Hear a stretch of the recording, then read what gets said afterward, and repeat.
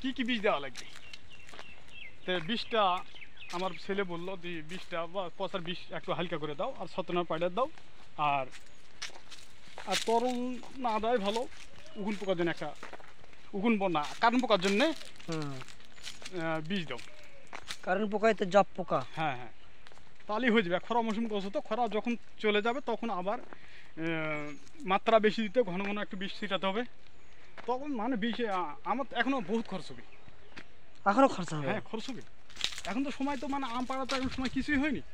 যখন ঘন ঘন পানি হতে লাগবে তখন দেখবেন যে এই মাছি কাঠি ধরবে, আবার এই পানির এই গাছে পাতার ময়লাটা এসে আমত পড়বে, তখন আম সাফ করার জন্য আবার বীজ মারতে হবে।